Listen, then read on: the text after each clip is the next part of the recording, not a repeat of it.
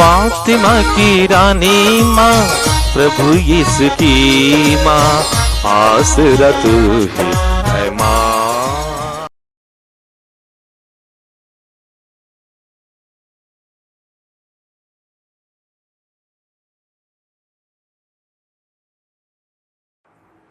पहला पाठ तिमोथी के नाम संत पौलुस का दूसरा पत्र, अध्याय 4, पद संख्याएं 10 से 17 तक।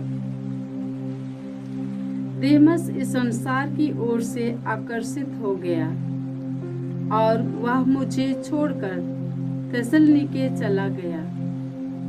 क्रेसेंस गलातिया चला गया और तीतुस दलमेतिया।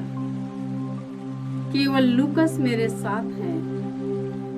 मरकुस को अपने साथ लेकर आओ, क्योंकि मुझे सेवा कार्य में उसमें बहुत सहायता मिलती है।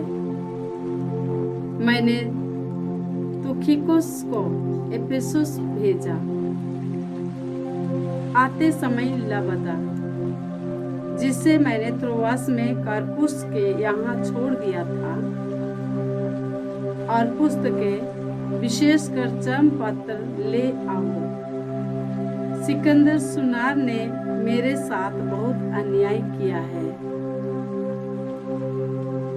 प्रभु उसको इसका फल देगा। तुम भी उसे सावधान रहो, क्योंकि उसने हमारी शिक्षा का बहुत विरोध किया। जब मुझे पहली बार कचहरी में अपनी सफाई देनी पड़ी, तो किसी ने मेरे साथ नहीं दिया। सबों ने मुझे छोड़ दिया। आशा है उन्हें इसका लेखा देना नहीं पड़ेगा, परंतु प्रभु ने मेरी सहायता की और मुझे बल प्रदान किया, जिससे मैंने सुसमाचार का प्रचार कर सकूं और सभी राष्ट्र उसे सुन सके। प्रभु की वाणी। ईश्वर को धन्यवाद। भजन अनुवाक्य। हे प्रभु, तेरे भक्त तेरे राज्य की महिमा का बखान करते हैं। हे प्रभु, तेरे भक्त तेरे राज्य की महिमा का बखान करते हैं। हे प्रभु, तेरी सारी सृष्टि तेरा धन्यवाद करे।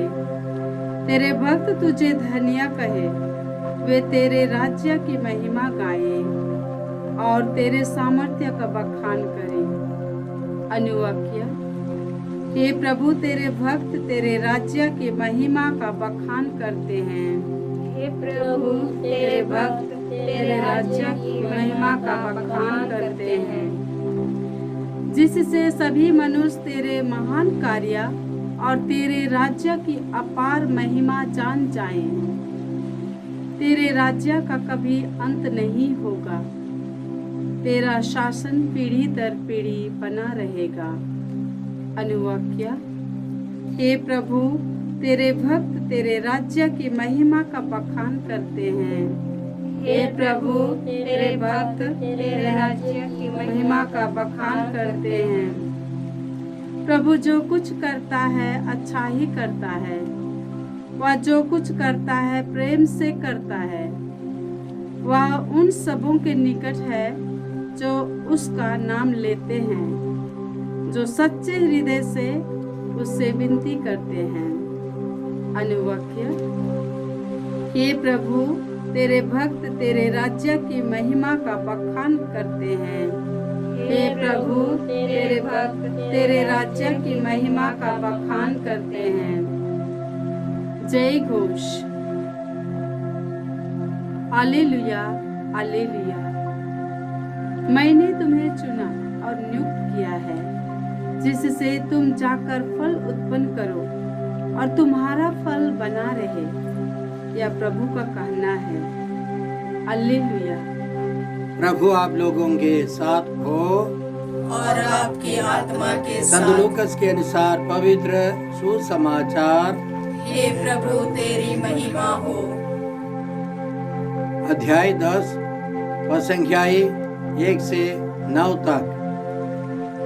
प्रभु ने अन्य 72 शिष्य नियुक्त किए, और जिस जिस नगर और गांव में वह स्वयं जाने वाले थे वहां दो दो करके उन्हें अपने आगे भेजा।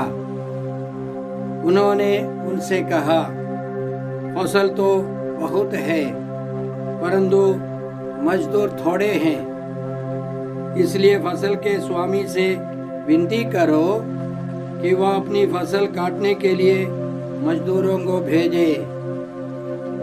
जाओ, मैं तुम्हें भेड़ियों के बीच भेड़ों की तरह भेजता हूँ।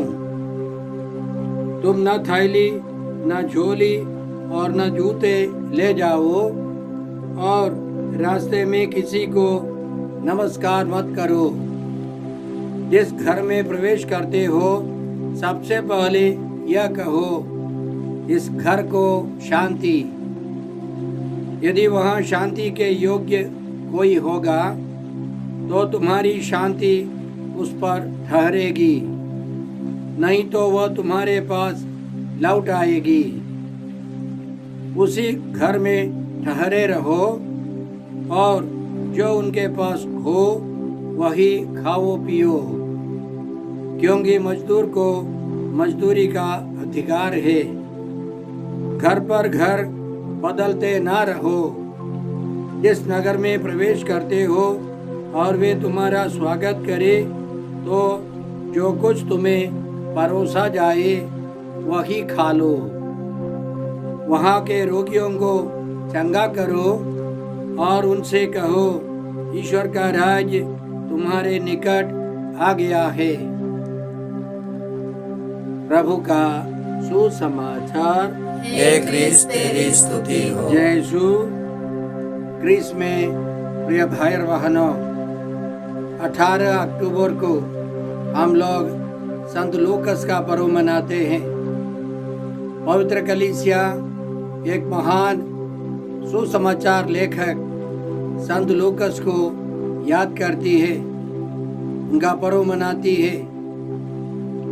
परंपरा के अनुसार वे डॉक्टर थे, यूनानी थे, गैर यहूदी थे। संत पौलुस से वे परिचित हो गए। संत पौलुस ने उनको सुसमाचार सुनाया, उनको विश्वास का वरदान मिला, उन्होंने बपतिस्मा ग्रहण किया। वे संत पौलुस के साथ यात्रा करते थे और वे यूनानी भाषा में निपुण थे, कलाकार थे, बहुत सारे कार्य जानते थे। उस जमाने के महापंडित थे यूनानी भाषा में। और पूर्वी कलीसिया की एक परंपरा है, वह इस प्रकार है। अंताकिया का गवर्नर शासक थियोफिलुस था। सबसे पहले अंताकिया में कलीसिया का गठन हुआ है। वहाँ विश्वासियों का नाम मसीही क्रिश्चियन पड़ा, लेकिन थियोफिलुस को विश्वास का वरदान नहीं मिला था। वह कलीसिया पर अत्याचार करता था। संत पौलुस ने, संत पेत्रुस ने सब वहाँ कलीसिया में प्रचार प्रसार किया। बहुत सारे लोग विश्वासी बन गए, तरह तरह के लोग विश्वासी बन गए। एक बार संत पेत्रुस अंताकिया पहुँचे सुसमाचार के प्रचार के लिए, तो थियोफिलुस ने उनको जेल में डालवा दिया। उन दिनों थियोफिलुस का बेटा, एकलौता बेटा, बीमार पड़ गया और वह मर गया। तो किसी ने थियोफिलुस से कहा, आपने जिस व्यक्ति को जेल में डाला है वो साधारण व्यक्ति नहीं है, प्रभु यीशु के शिष्यों के प्रमुख है, महान व्यक्ति है। उनको बुलवाकर आपके बेटे के लिए प्रार्थना कराइए, वो जी जाएगा। थियोफिलुस ने पेत्रुस को रिहा कर उनसे निवेदन किया कि मेरे बेटे को चंगा करे। और संत पेत्रुस ने उस बेटे के लिए प्रार्थना की और वह जी गया, उसको जीवन मिल गया और थियोफिलुस को विश्वास का वरदान मिल गया और वह विश्वासी बनकर उसने बपतिस्मा ग्रहण किया और उसने सबसे पहले एक चर्च बनवाया। अंताकिया में एक कलीसिया, एक चर्च, एक गिरजाघर बनवाया जो अभी तक है, वह एक म्यूजियम है।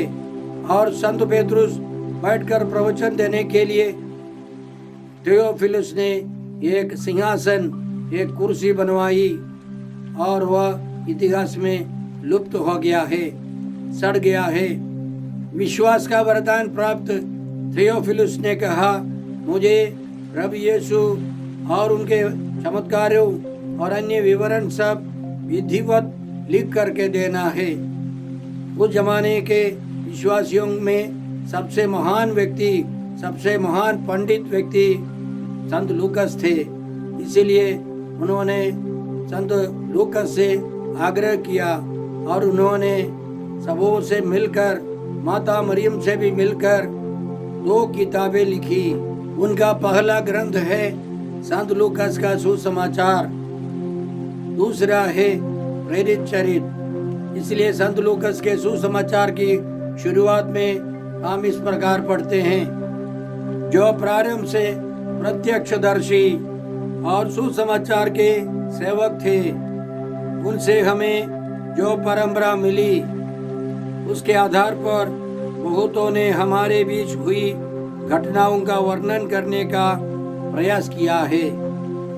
मैंने भी प्रारंभ से सब बातों का सावधानी से अनुसंधान किया है। इसलिए श्रीमान थियोफिलुस, मुझे आपके लिए उनका क्रमबद्ध विवरण लिखना उचित जान पड़ा, जिससे आप यह जान ले कि जो शिक्षा आपको मिली है वह सत्य है। थियोफिलुस का विचार था, वे अपने पास लिखित सबूत रखे प्रभु यीशु के बारे में, उनके चमत्कार के बारे में। संत लूकस के दूसरे ग्रंथ प्रेरित चरित्र की शुरुआत में भी इसी तरह हम लोग थियोफिलुस के बारे में जानते हैं। संत लूकस ने लिखा, थियोफिलुस, मैंने अपनी पहली पुस्तक में उन सब बातों का वर्णन किया। पहली पुस्तक सुसमाचार, प्रेरित चरित्र संत लूकस की दूसरी किताब है और इसमें न केवल प्रभु यीशु के बारे में बल्कि पवित्र आत्मा के द्वारा कलीसिया के विकास के बारे में हम जान जाते हैं। शुरुआत में आदिम कलीसिया के बारे में और संत पेतरुस के बारे में वर्णन है और उसके बाद संत पौलुस के द्वारा पवित्र आत्मा ने जो कुछ किए हैं सबों का वर्णन है। केवल संत लूकस संत पौलुस के साथ रहते थे और संत लूकस ने सुसमाचार के प्रचार के लिए संत पौलुस की मदद की। आगे संत पौलुस लिखते हैं, मार्कुस को अपने साथ लेकर आवो, क्योंकि मुझे सेवा कार्य में उससे बहुत सहायता मिलती है। मैंने तुखिकुस को एफेसुस भेजा। इसी तरह संत पौलुस, संत लूकस, संत मार्कुस और अन्य सहयोगी मिलकर सुसमाचार का प्रचार करते थे। तो इनसे हम क्या सीखते हैं? सुसमाचार का प्रचार हम सबों का कर्तव्य है, अकेले एक व्यक्ति का काम नहीं है।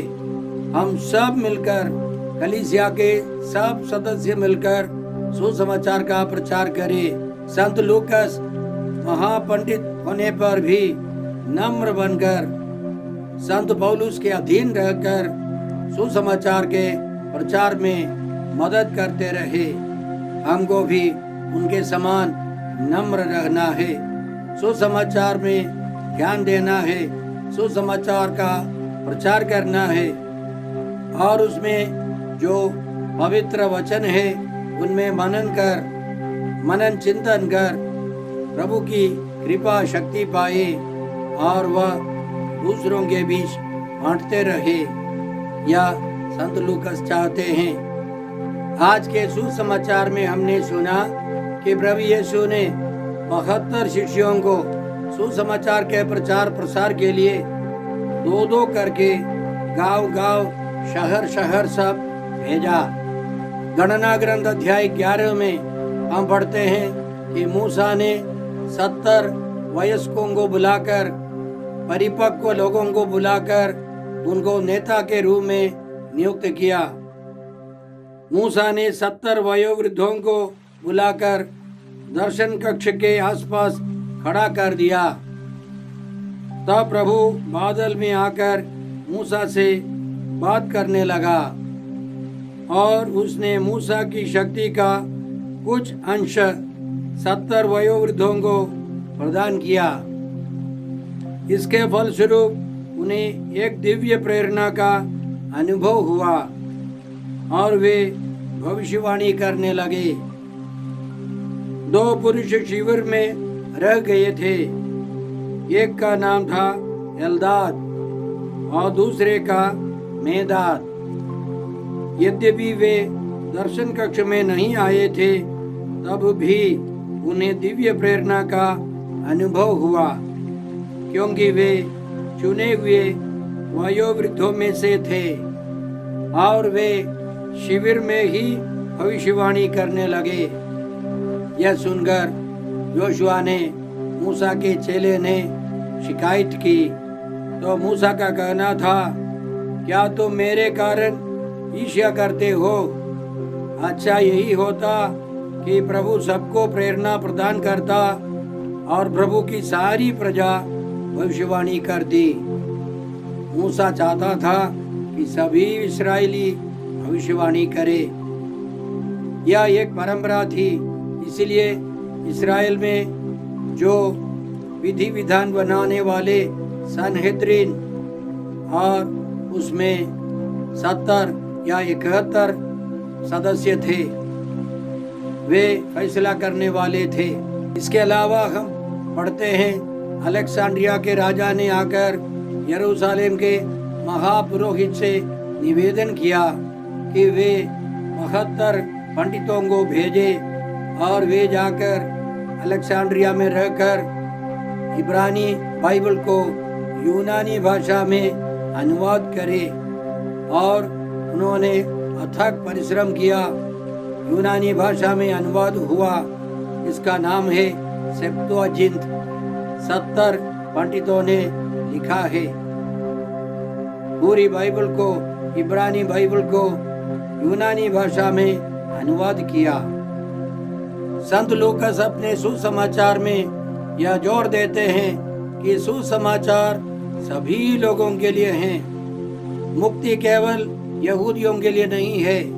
इसलिए प्रभु यीशु के जन्म के समय स्वर्गदूत ने इसी तरह घोषणा की, डरिए नहीं, देखिए मैं आपको सभी लोगों के लिए बड़े आनंद का सुसमाचार सुनाता हूँ।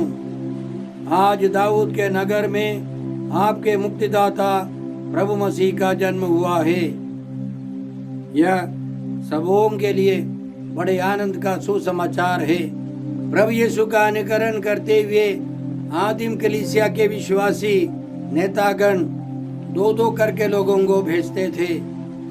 प्रेरित चरित्र अध्याय 8 पद संख्या 14 से हम लोग इस प्रकार पढ़ते हैं। जब यरूशलेम में रहने वाले प्रेरितों ने यह सुना कि समारियों ने ईश्वर का वचन स्वीकार कर लिया, तो उन्होंने पेतरुस और यूहन्ना को उनके पास भेजा। वे दोनों वहां गए और उन्होंने समारियों के लिए यह प्रार्थना की कि उन्हें पवित्र आत्मा प्राप्त हो। पवित्र आत्मा अब तक उनमें से किसी पर नहीं उतरा था। उन्हें केवल प्रभु यीशु के नाम पर बपतिस्मा दिया गया था। इसलिए पेतरुस और यूहन्ना ने उन पर हाथ रखे और उन्हें पवित्र आत्मा प्राप्त हो गया। कलीसिया इसी तरह नेताओं को भेजती थी। विश्वासी समुदाय 2-2 करके नेतागणों को भेजते थे। प्रेरित चरित्र अध्याय 13 में हम इस प्रकार पढ़ते हैं कि अंताकिया की कलीसिया में कई नबी और शिक्षक थे। वे किसी दिन उपवास करते हुए प्रभु की उपासना कर ही रहे थे कि पवित्र आत्मा ने कहा, मैंने बरनबास तथा शाऊल को एक विशेष कार्य के लिए निर्दिष्ट किया है। इसलिए उपवास तथा प्रार्थना समाप्त करने के बाद उन्होंने बरनबास तथा शाऊल पर हाथ रखे और उन्हें जाने की अनुमति दे दी। इसी तरह प्रभु की कलीसिया का विकास होता गया। हम प्रभु को इस महान योजना के लिए धन्यवाद देते हैं। आज के सुसमाचार में प्रभु यीशु यह भी कहते हैं कि उनके शिष्यों को प्रभु पर, ईश्वर पर भरोसा रखकर आगे जाना है। उनकी देखभाल ईश्वर का कार्य है। उदार मनुष्यों के द्वारा उनकी देखभाल होगी, उनके लिए प्रबंध किया जाएगा। लेकिन सबसे अंतिम में प्रभु यीशु का आदेश इस प्रकार है, वहाँ के रोगियों को चंगा करो और उनसे कहो, ईश्वर का राज तुम्हारे निकट आ गया है। ईश्वर का राज माने प्रभु यीशु का राज। प्रभु यीशु मनुष्य बनकर आए हैं। वे हमारे लिए दुख सहकर क्रूस मरण स्वीकार कर जी उठे हैं। पिता के दाहिने विराजमान है। वे हमारे लिए पवित्र आत्मा को भेजते रहते हैं। प्रभु यीशु निकट है। जो उनमें विश्वास कर बपतिस्मा ग्रहण करेगा उसे मुक्ति मिलेगी। वह ईश्वर की संतान बनेगा। ईश्वर की कृपा, ईश्वर की शांति, ईश्वर का आनंद वह प्राप्त करेगा। ईश्वर की संतान का जीवन बिताएगा। बहुत सारे लोग अंधविश्वास अंधकार में है। हमारा कर्तव्य है कि हम उन्हें सुसमाचार सुनाए। पहले हमें सुसमाचार बनकर जीना है। दूसरा है दूसरों को सुसमाचार की ओर, प्रभु यीशु की ओर आकर्षित करना है। याद रखें, संत लूकास के सुसमाचार में प्रार्थना पर वे बहुत जोर देते हैं। दीन दुखियों पर, गरीबों पर जोर देते हैं कि यीशु सबों की मुक्ति के लिए आए हैं। संत लूकास के सुसमाचार में महिलाओं को उचित स्थान दिया है और वह करुणा का सुसमाचार है। प्रभु यीशु की करुणा स्पष्ट रूप से प्रकट होती है। इन महान संत के लिए, संत लूकास के लिए हम धन्यवाद देकर उनके द्वारा प्रार्थना करते हैं कि उनके सुसमाचार का प्रचार हम संसार के कोने कोने में कर सके। संत लूकास का सुसमाचार सभी लोग पढ़े और उन पवित्र वचनों के अनुसार सभी लोग जीवन बिता सके। आइए हम उनके द्वारा प्रभु यीशु से, पिता ईश्वर पवित्र आत्मा से प्रार्थना करते हैं कि अब्बा पिता, हे प्रभु यीशु, हे पवित्र आत्मा ईश्वर, आज के सारे पवित्र वचनों के लिए हम तुझे धन्यवाद देते हैं और प्रार्थना करते हैं कि हम संत लूकास के समान समर्पित जीवन बिताए, प्रभु यीशु का प्रचार करें, सभी लोगों को यीशु के पास ला सके। हम ये प्रार्थना करते हैं प्रभु क्रिस्त के द्वारा। हमारे प्रभु यीशु क्रिस्त की कृपा, ईश्वर का प्रेम और पवित्र आत्मा का साहचर्य आप सबों को प्राप्त हो। आमीन।